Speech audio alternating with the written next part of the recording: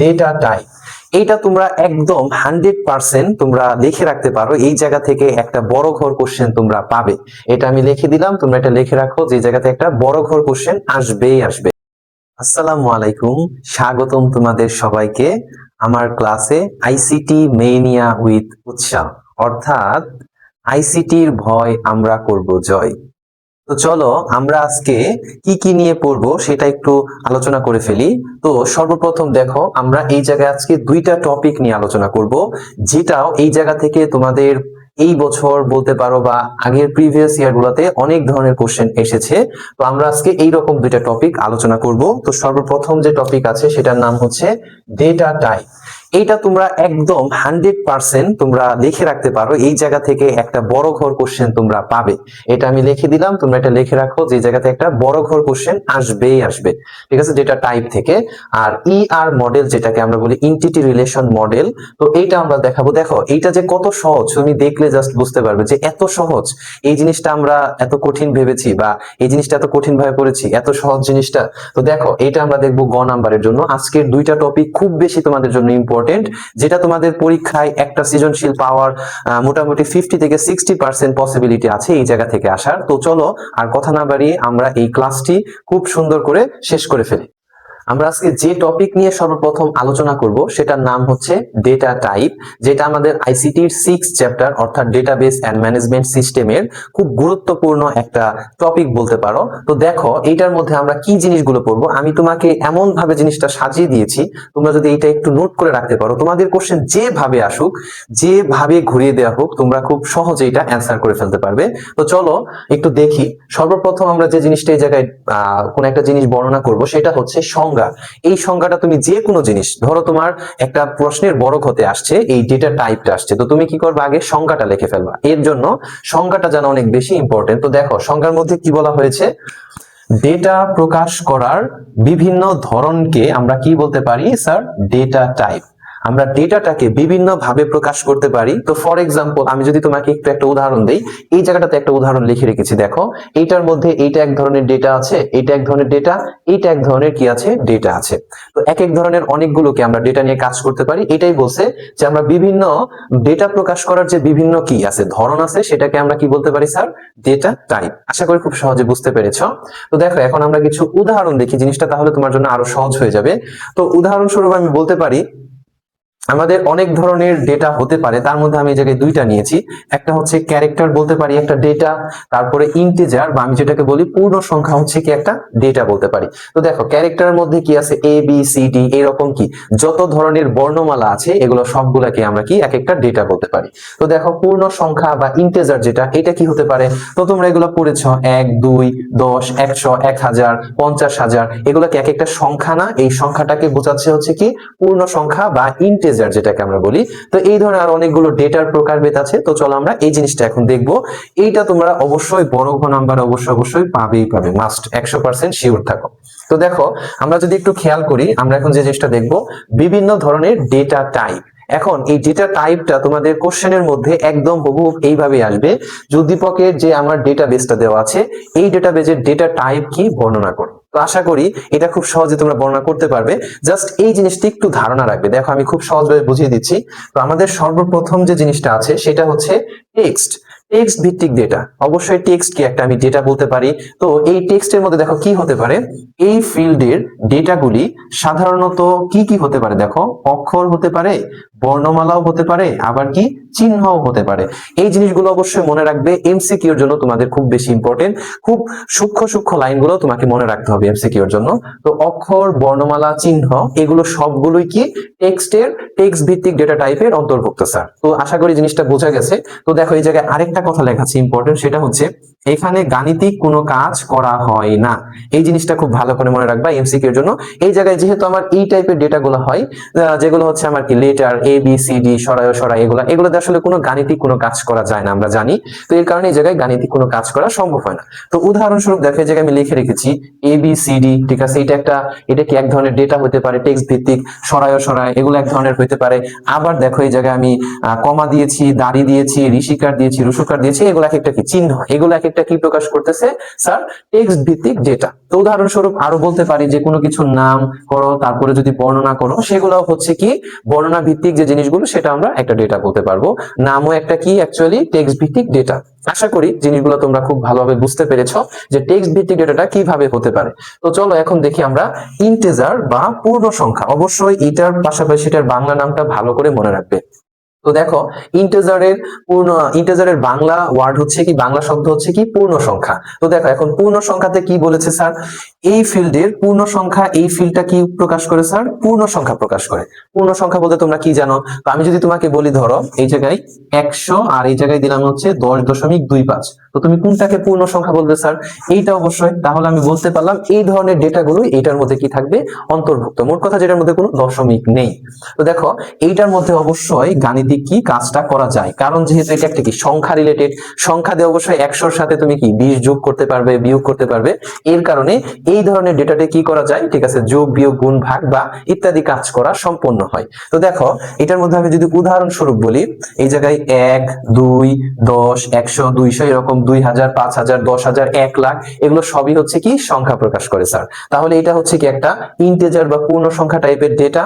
আর তারপরে আমি বলতে পারবো এটার মধ্যে যোগ বিয়োগ গুণ ভাগ এগুলো সব ধরনের কাজই এটার মধ্যে কি সম্পন্ন করা যায়। তো আশা করি এই পয়েন্টটা তোমরা বুঝতে পেরেছো যে ইন্টিজার টাইপের ডেটাগুলো কি হতে পারে বা পূর্ণ সংখ্যা কি হতে পারে। তো দেখো আমাদের পরের 3 নাম্বার পয়েন্টটা হচ্ছে বাস্তব সংখ্যা বা রিয়েল নাম্বার। তোমরা নাম শুনে অনেকটা ধারণা নিতে পারতেছো যে রিয়েল নাম্বার জিনিসটা কি। আমরা যদি একটু বলি, দেখো এই ধরনের ফিল্ডে ভগ্নাংশ সহ যে কোনো কি বলতে পারি স্যার, যে কোনো বাস্তব সংখ্যা কি এই জায়গায় নেওয়া যায়। মানে তুমি দেখো এটার মধ্যে কি তুমি ভগ্নাংশ নিতে পারছিলে না, এটার মধ্যে কিন্তু জাস্ট এই জিনিসটাই কি নেওয়া যাচ্ছিল, বাট এইটা আমি কি নিতে পারতাম স্যার? না, এটা আমি নিতে পারিনি। তো এইটার মধ্যে আমি যদি বাস্তব সংখ্যা বা রিয়েল নাম্বারের কথা বলি, এটার মধ্যে এইটাও নেওয়া যাবে।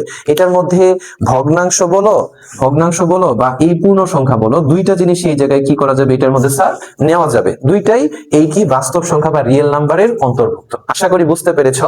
এই ইন্টিজারটা তুমি বলতে পারো সরাসরি ইন্টিজারটা হচ্ছে কি এই বাস্তব সংখ্যার ভিতরে কি অন্তর্ভুক্ত। আশা করি জিনিসটা খুব সহজে বুঝতে পেরেছো। তো দেখো এখন 4 নাম্বার যে পয়েন্ট আছে আমার, সেটাকে আমরা বলি BLOB। এটার একটু পূর্ণরূপটা মাথায় রেখো বা লিখে রাখো খাতার মধ্যে। অবশ্যই আমার এই পড়াগুলো তোমরা খাতার মধ্যে প্রতিটা ক্লাস যদি এইভাবে তোমরা টপিক ভিত্তিক যদি নোট করে রাখতে পারো, তোমাদের আইসিটি তে আশা করি যে জায়গা থেকে কোশ্চেন করা হোক, তোমাদের কোথাও থেকে মানে কখনো তোমরা কি করবে না, পরীক্ষার মধ্যে থেমে থাকবে না। অবশ্যই তোমরা ইনশাআল্লাহ অনেক ভালো একটা অ্যান্সার করে আসতে পারবে। তো অবশ্যই জিনিসগুলো এইভাবে নোট করে রাখবে, তাহলে তোমাদের পরবর্তীতে পড়ার জন্য সুবিধা হবে। তো দেখো এখন আমরা যদি একটু খেয়াল করি, তো আমাদের পরের যেটা আছে সেটাকে আমরা বলি BLOB।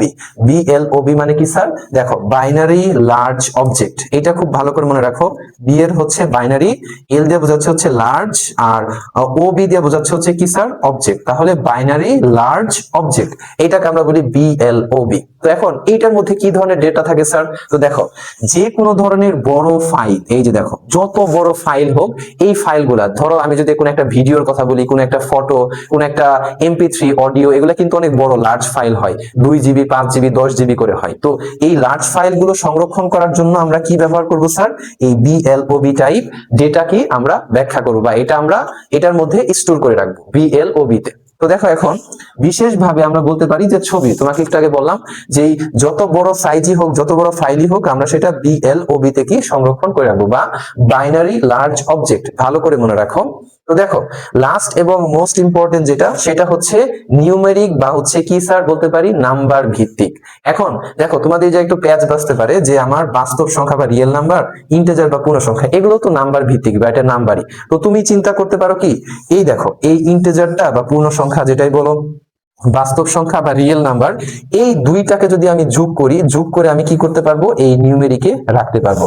আশা করি এখন খুব সহজে বুঝতে পেরেছো যে নিউমেরিকের মধ্যে সবকিছুই কি আছে, অন্তর্ভুক্ত আছে।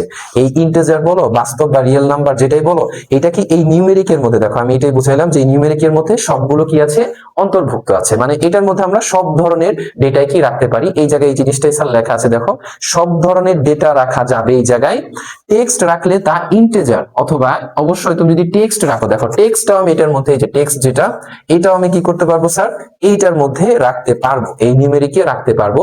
তবে এই টেক্সটটা তুমি যদি রাখতে চাও, সেটা তোমাকে অবশ্যই ইন্টিজারে কনভার্ট করে নিতে হবে। দেখো ইন্টিজার অথবা বাস্তব নাম্বারে কনভার্ট করে নিতে হবে। তো তোমাকে যদি একটা খুব সিম্পল একটা উদাহরণ দিয়ে বোঝাই স্যার, দেখো আমি বলতে পারি a সমান সমান আমরা যদি 30 হিসাবে রাখি, তাহলে বোঝা যাবে যে a এর মানটা কত হবে স্যার, 30। b একটা লেটার, এটার মান আমি দিয়ে দিয়েছি 20.5, এটা স্টোর করা যাবে। c সমান সমান কত, 1000, এটাও কি স্টোর করা যাবে। এভাবে তুমি যে কোনো একটা লেটারের বা বর্ণের একটা মান দিয়ে যদি তুমি সেভ করো, তাহলে সেটা কি এই নিউমেরিক বা নাম্বারেও কি সেভ করা যাবে।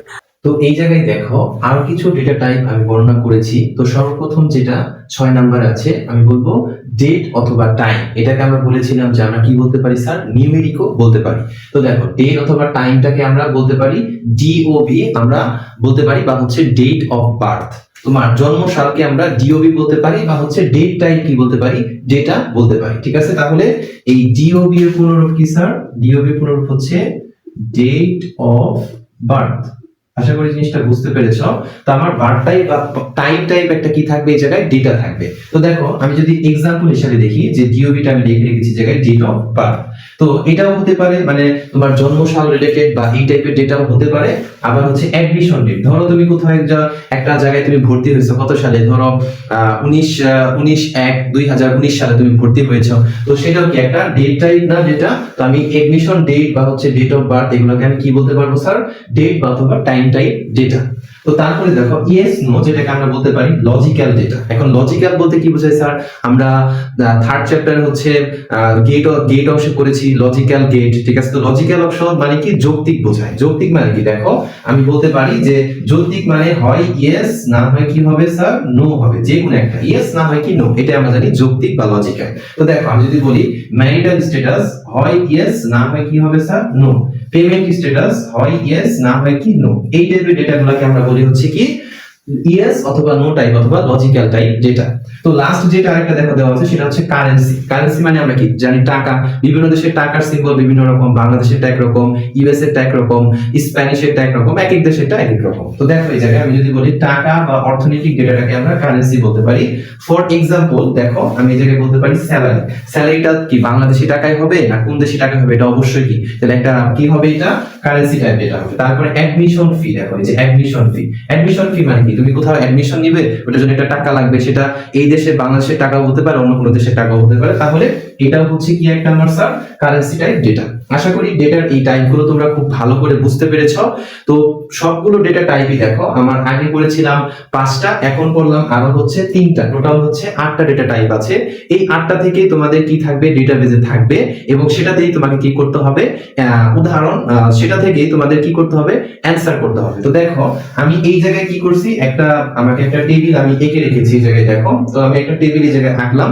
এই টেবিলটা থেকে তোমাকে বলবে বা ডেটাবেস থেকে বলবে যে এটার মধ্যে কোন ধরনের ডেটা বিদ্যমান, ঠিক আছে, তা বর্ণনা করো। এটাই হচ্ছে তোমাদের কোশ্চেন, বড় বড় কোশ্চেন। তো তুমি দেখো খুব সহজে আমি এখন বলতে পারবো স্যার যে এই যে দেখো আমার যে আইডি টাইপ ডেটা আছে স্যার, এই জায়গায় এই যে আইডি, এই আইডিটাকে আমি বলতে পারবো কি স্যার, সর্বপ্রথম এটা হচ্ছে আমি কি বলতে পারবো স্যার, এটা হলো আমার কি ইন্টিজার টাইপ ডেটা। এই যে দেখো ইন্টিজার, আমরা পড়েছিলাম যে পূর্ণ সংখ্যা যেগুলো থাকে 100 101 102, এগুলো হচ্ছে কি ইন্টিজার টাইপ ডেটা। আশা করি বুঝতে পেরেছো।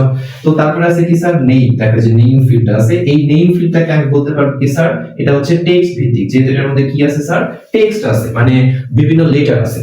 তারপরে দেখো ডিওবি, মানে এটা পুরোপুরি একটা ফিল্ডই তুমি বলতে পারো, যেটা হচ্ছে কি জন্ম সাল বা যে কোনো একটা সাল প্রকাশ করবে। এটাকে তুমি ডেটও বলতে পারো, ডিওবি বলতে পারো, অথবা নিউমেরিক বলতে পারো, যে কোনোটা বলতে পারো। তো আমি এটাকে বললাম হচ্ছে কি ডেট টাইপ ডেটা স্যার। তো তুমি যে কোনোটা বললেই চলবে, এটার মধ্যে সমস্যা নেই। তো দেখো তারপরেরটা আছে যেটা হচ্ছে স্যালারি। স্যালারিটা যে বললাম, স্যালারিটা হচ্ছে কি টাইপ ডেটা, তাহলে আমি খুব সহজে বলতে পারবো স্যার যে এটা হচ্ছে কি type data sir, currency type data. দেখো খুব সহজে আমরা এই জাস্ট তুমি আগে এটা আইডেন্টিফাই করবে, করে হচ্ছে তারপরে কি করবা, বর্ণনা করবা যে হচ্ছে কোনটার কোন টাইপ এটা, সেটার মধ্যে 1-2 লাইন করে বর্ণনা করে দিবে, তাহলেই তোমার বর্ণনা কি হয়ে যাবে। এইভাবে তুমি যদি আইডেন্টিফাই করে বর্ণনা করতে পারো তাহলে অবশ্যই তুমি পরিপূর্ণ নাম্বারটাই অর্জন করবে। তো আশা করি এইভাবে যে কোনো টেবিল এখন থেকে তোমাকে দেওয়া থাকলে খুব সহজেই তোমরা ডেটা টাইপটা কি বুঝে ফেলতে পারবে। তো চলো আমরা আমাদের নেক্সট যে টপিক ইআর মডেল সেটা আমরা এখন করে ফেলি।